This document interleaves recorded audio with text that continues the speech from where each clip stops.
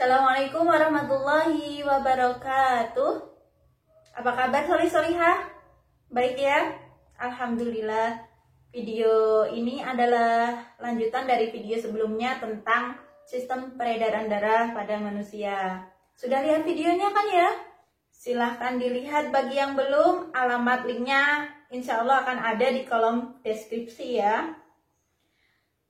Sebelum belajar, marilah kita berdoa terlebih dahulu. Raditu billahi robba wa bil islami dina wa bi muhammadin nabiyya wa rasula. Rabbi zidni ilman nafi'a warzuqni fahma. Amin.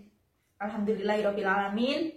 Semoga setiap apa yang kita kerjakan nilai ibadah. Maka dari itu, jangan sampai tinggalkan membaca basmalah dulu sebelum melakukan sesuatu apapun. Kita mulai ya. Bismillahirrahmanirrahim.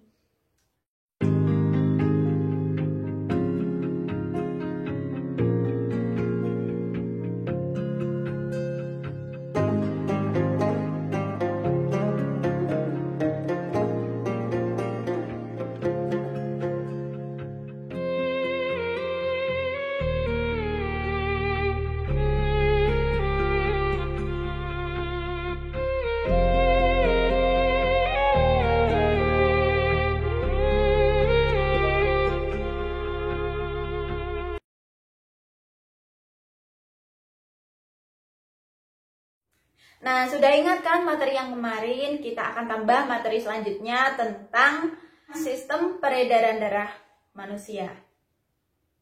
Sebelumnya, bagaimana sih cara kerja jantung? Jantung bekerja memompa darah ke seluruh tubuh dengan cara mengembang atau relaksasi dan menguncup atau kontraksi. Gerakan mengembang dan menguncup jantung tersebut menimbulkan bunyi yang sering kita kenal sebagai detak jantung. Alat untuk mendengar detak jantung itu biasa digunakan oleh para dokter, namanya stetoskop. Ada nih alat untuk mengukur kekuatan denyut jantung, namanya elektrokardiograf. Ternyata yang pertama kali menggambarkan tentang sistem peredaran darah manusia itu adalah ilmuwan muslim. Beliau bernama Ibnu Nafis. Beliau adalah salah seorang ilmuwan yang berasal dari Damaskus.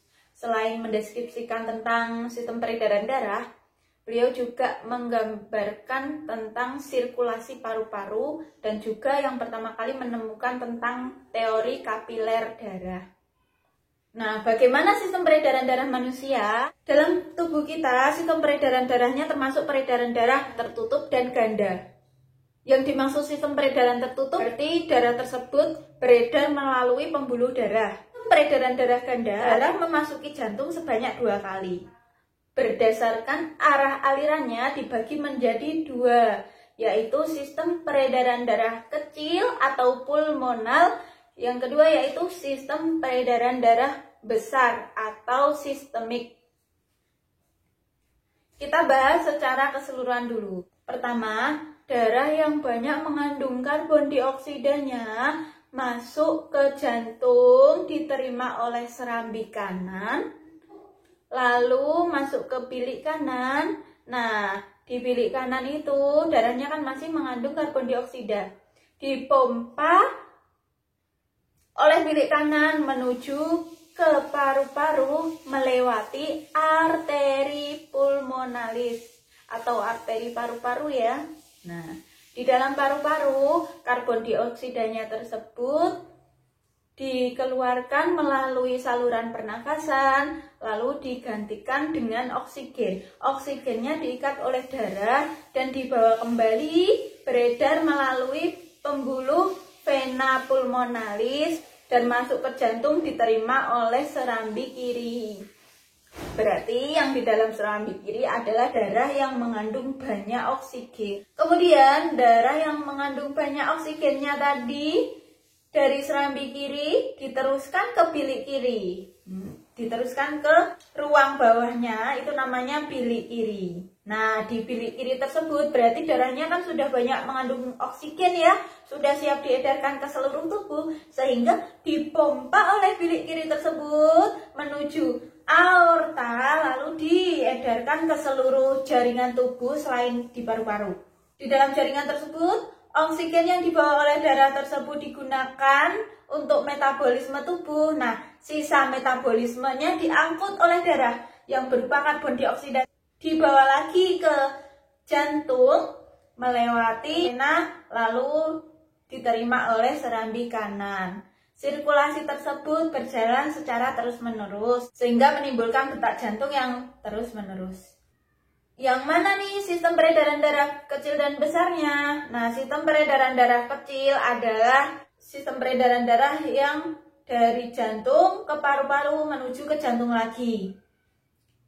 Rutenya adalah jantung nih ya, bilik kanan ke arteri pulmonalis, lalu ke paru-paru, terus ke vena pulmonalis dan ke serambi kiri.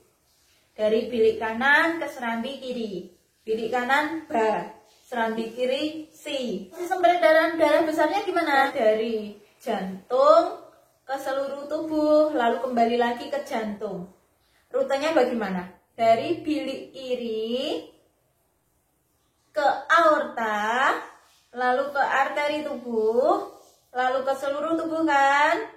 Kemudian ke vena tubuh, kemudian ke serambi kanan. Berarti dari bilik kiri B, serambi kanan sa, bisa besar ya. Yes. Berarti peredaran darah besar itu dari bilik kiri ke serambi kanan. Kemarin kita sudah belajar tentang penyusun sistem peredaran darah manusia. Ada jantung, terus pembuluh darah, lalu darah. Nah, kita akan membahas tentang darah. Siapa yang belum pernah lihat darah? Sudah pernah semua kan ya? Ciri-cirinya apa? Berwarna merah, lalu apalagi? Kental kan ya darah kita.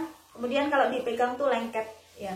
Fungsi darah secara umum itu adalah mengedarkan oksigen ke seluruh tubuh, mengedarkan sari-sari makanan, kemudian menjaga kekebalan tubuh dan mengatur suhu tubuh. Darah terdiri dari plasma darah, yaitu bagian cair dalam darah, kemudian sel-sel darah. Ada 3 sel darah ya. Trombosit itu adalah keping-keping darah, eritrosit itu adalah sel darah merah, dan leukosit itu adalah sel darah putih.